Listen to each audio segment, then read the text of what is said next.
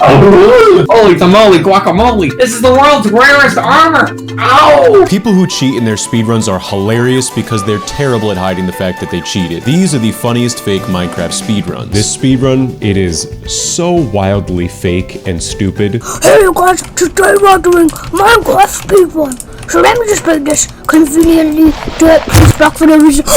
Oh, brother. Yeah, that's right. The speedrunner breaks this very conspicuous looking dirt block, and underneath it is a chest with 66 obsidian blocks and a very lightly used flint and steel. Wow, how lucky are they? Well, this very legitimate speedrunner takes their obsidian to build a nether portal and light it. Unfortunately, I think this is their first time ever placing blocks. They proceed to have this like golem style freak out. Why did it work? And yeah, then the footage just cuts and their portal suddenly works. Now, this speedrun really ramps up. As soon as they get into the nether, they run into the illustrious God Villager, closely related to many traders. And again, the speedrunner is very excited about all these things. He continues to sound like Gollum. Thank you, God Villager. Now that the speedrunner is back into the overworld, there is a chest right in front of them with 64 eyes of ender. So they toss an eye of ender into the sky. Okay, wait! This is taking too long. This is just something that, like, it tells me that it spawns. The chest spawned, okay? Wait, why isn't it working? So I found a stronghold. Yes, the footage just cuts to them immediately being in the stronghold. Not conspicuous at all. Well, now that the speedrunner found the portal room, they are filling the portal with eyes. But they jump into the portal before they fill it, so they're just slowly dying in the lava. Luckily though, they do redeem themselves and they enter the end. They are still burning. And yeah, that's when the footage cuts again very suddenly, and the God Villager is making his second appearance in Act 2. Totally just gonna ignore that villager spawn egg in their hotbar there. Oh, guys, you can be creative! Oh, thank you, God Villager! But no. Yeah, that's right. The God Villager grants the speedrunner with creative mode. And now that the speedrunner has creative mode, they have no use for this villager anymore. So they start digging a hole into the void to push the villager down there. But despite popular belief, the villager is actually a lot smarter than that. And that's when the speedrunner falls into the void. Did they forget they are in creative mode? But this is my favorite part of the speedrun. This is when they have their final freak out. This entire time we've been seeing Smeagol. This is where Gollum comes out. No, this is unfair. This speedrun is actually Super Mario 64. Mario enters the castle with a fishing net, and he's driving a sports car in the Mushroom Kingdom. I don't actually remember this part of Super Mario 64. Oh, and there's Bowser. Hey, he defeats Bowser. Wow, that was so impressive. Yeah, this is fake, I know. This speedrun is extremely unusual because they're calling their world name Minecraft Speedrun in 5 minutes, 58 seconds, and 71 milliseconds. Buddy, I hate to break it to you, but that's not how speedrunning works. How are you naming your world the time that you're gonna complete the game in? Well, they create their world, and their world creation screen does look normal. But as soon as they spawn in, oh, come on. The timer isn't even started. It says set on game mode to survival. I feel like I've been bamboozled. They spawn right next to a ruined nether portal on the beach. Opening the chest, there's a lot of gold, weapons, and a fire charge in the chest. So they use the golden axe they just got out of the chest to break this tree, and they make a crafting table. Right next to the ruined nether portal is a desert temple, so they go inside. And they actually do look like they know what they're doing. They don't trigger the pressure plate like a goofy goober. They collect the TNT beneath them. But here's where things really start to go downhill. They open up the chests, and there are just so many enchanted golden apples. This is not possible. I hate to break it to you. They break open more chests. There's just more golden apples. In your dreams, buddy. So they exit the desert pyramid, and they go back to their ruined nether portal, which, by the way, isn't even ruined. It's complete. The speedrunner uses the fire charge to light the nether portal, and they enter the end. Hold on a second. What's going on here? I don't know if you caught just what happened. I can't speak. I don't know if you caught what just happened, but if I go frame by frame, there was an extremely sudden cut. The speedrunner suddenly has 1 level of experience points, there's items all over the ground, and when they turn around, there's just this casual meeting of piglins in a ditch. Gee, I wonder how they got there. The speedrunner throws 32 golden ingots into the pit of piglins. They waste a hilarious amount of time just organizing their inventory, and they end up getting 23 ender pearls from their trades, which statistically is impossible. And from this point forward, they jump off of this ledge, seemingly jumping into the pit of lava, but beneath them is water, which I'm pretty sure is impossible. Like, I'm 99% sure you can't put water down in the nether. Then they just waste so much time awkwardly swimming around on this obsidian platform until a nether fortress just appears out of thin air. I have so many questions. They now have to waste a ton of time building back up to where they were in order to get into the nether fortress. Why did you jump off in the first place? Eventually though, the speedrunner does find a blaze spawner, so they consume their potion of fire resistance and their enchanted golden apple. Yeah, you're gonna need it, given the way you've been playing. After just wasting so much time, being horrible at aiming, hitting things, just smacking the blaze far away so that they can't touch them again, they do kill 2 blaze and they get 7 blaze rods from them, which means their sword must have looting a bajillion schmillion. There's no way for that to statistically happen. And hang on a second, did you notice what just happened? If I rewind the footage, there is a very obvious cut where the speedrunner suddenly has TNT and they're building up to the nether portal. But if I go back, they had plenty of blocks in their inventory. Why did they go into creative mode to give themselves more blocks when they already had some? Oh, brother. They're back at their nether portal and they are returning to the overworld. The speedrunner crafts Eyes of Ender. They throw it up in the air to determine the location of the stronghold, and not far from where they spawned, they dig down. Wow, would you look at that? They dug directly into the portal room. Coincidence? I think not. The speedrunner fills the portal with eyes and they enter the end. So clearly on the screen, they're using beds to defeat the Ender Dragon, right? They beat the game and that's that. They got the world record. But hang on a second. Look closer and tell me if you notice it. Yeah, they got this low quality health and hunger bar and slapped it onto their screen. For a while, I didn't even realize they have been in creative mode this entire time, which explains why they're not taking any damage. Have they just been in creative mode this entire speedrun? And just like that, they beat the game in exactly as much time as they said when they created their world. That takes some serious skill. This speedrun, well, the speedrunner starts off by breaking a tree, and then they make a crafting table, and they make a Dyson fan. Now it looks like the speedrunner is entering into a new dimension, the dimension where he kills a light bulb with a blue paintbrush, and then he got his golden french fry, and it looks like he actually just broke it down into some particles now, the french fry particles, and now he has a dirty penny. The speedrunner is entering the purple Dyson fan territory. This dimension is that of blobs. No, never mind. He's filling the end portal with eyes. I knew that. The speedrunner flies into the end portal and he defeats the purple cat. Just like that, he beat the game in 78 seconds. Wow. This speedrun may seem normal at first glance, but at the bottom left of the screen, it very clearly says modded. The speedrunner does create their world, all of their settings look normal, and the loading screen seems very legitimate. But as soon as they spawn into the world, they are level 8, so I'm not sure how they're gonna explain this one to the judge. They also spawned right next to a lava pool and a village. And this speedrun is very basic, exactly what you'd expect from a very normal and typical Minecraft speedrun. They break the blocks on the house to get wood, they make a crafting table, they make a wooden pickaxe, using it to collect some stone. At this point, the speedrunner is completely geared up, so they collect some hay, flint and steel, and then they start killing this golem, getting 4 iron ingots from it. So the speedrunner is now able to craft a bucket, they steal some water from the villagers, and they start creating their nether portal. And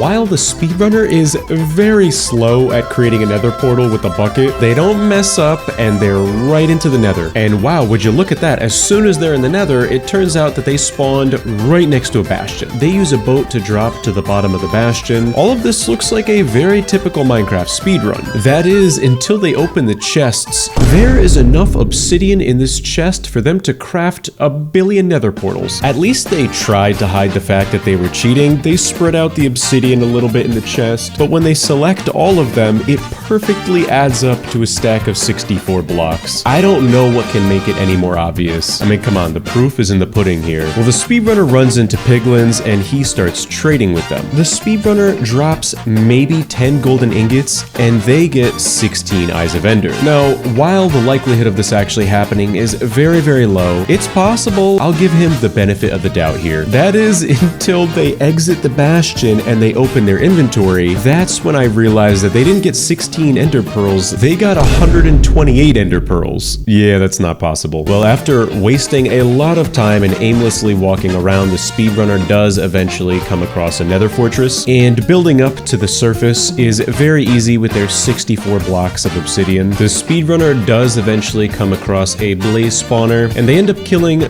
2 blazes. One blaze rod they pick up, but keep an eye on this blaze rod that fell off of the edge here. It's definitely gonna come into play later, that's all I'm gonna say. They kill another blaze, totaling 2 blaze rods in their inventory. And it's at this point when they create a nether portal to help them determine how they're going to get to the stronghold as quickly as possible. And I'm gonna tell you how. The speedrunner, when in the overworld, crafts their Eyes of Ender, and they throw one up into the sky. They zoom into the Eye of Ender, pressing F3, displaying information like the angle, which in this case is about -65, and then they leave the overworld. Now, the only thing I can imagine what's happening here is that they have something like the Ninja Brain Bot running on a second monitor, or they're just cheating. There's really no way to tell, because typically speedrunners have that calculator on the screen. Regardless though, throwing that Eye of Ender would be able to provide information to the speedrunner as to where the stronghold is in the overworld and the nether coordinates. So the speedrunner kills 3 more blazes, getting 5 total blaze rods, and then they drop down to those blaze rods from earlier, giving them a total of 8, which is extremely lucky. It's at this point where it seems like the speedrunner is just aimlessly wandering around, but in reality what I think is going on is he is going to that location that he got from his calculator. See, the problem is that he never presses F3 to display his coordinates. How does he know where to go? Does he just have a really fantastic sense of cardinal directions? I think not, buddy. Regardless, once they get to their end destination, they do create another nether portal, and as soon as they enter the overworld, they immediately start digging down. And would you look at that, they dig right down into the stronghold. And it seems as if the speedrunner knew exactly where the portal room was too, which only further proves that this guy is trying to make it look like he's doing all sorts of fancy strategies and calculations, but I think he just memorized what to do. I don't know, it's just a hunch. Well, the speedrunner crafts more Eyes of Ender, filling the portal with eyes and entering the end. Hold on a second, did you see what just happened? As soon as they spawn in, they're just falling into the void, then they get teleported back onto the platform, and out of nowhere, the Ender Dragon loses all of its health but 1 HP. As if that is not goofy enough. With 1 HP left, the speedrunner misses the dragon with their bow and arrow so many times. Oh, he almost had it on that one. Eventually, after missing just so much and making an embarrassing fool of himself, he does kill the dragon, beating the game. This speedrunner starts off spawning in a village. The speedrunner is so tall he actually can't fit under doors, so there was a sudden cut to the speedrun, and just like that, he found a diamond sword in a villager house, which we all know, that's not possible. Well, the speedrunner starts attacking the villagers. I don't know what's gotten into him, and he continues to explore the village. Wow, would you look at that? He got a diamond pickaxe too, so he's mining the cobblestone, which is exactly what you do with a diamond pickaxe. The speedrunner continues exploring the village. He finds a painting that's secretly hiding an underground tunnel system with minecart tracks. This is something else. I've never seen this in a speedrun before. Then they get the special Minecraft suitcase, Minecraft's newest update in the suitcase update. He starts flying. Oh my goodness, he's in creative mode. He's cheating. I cannot believe him. This immediately disqualifies his run. He starts mining this cobblestone wall in creative mode. Can you believe it? And he finds the end portal. The end portal's filled completely. I mean, that's a 1 in a million chance. He enters the end,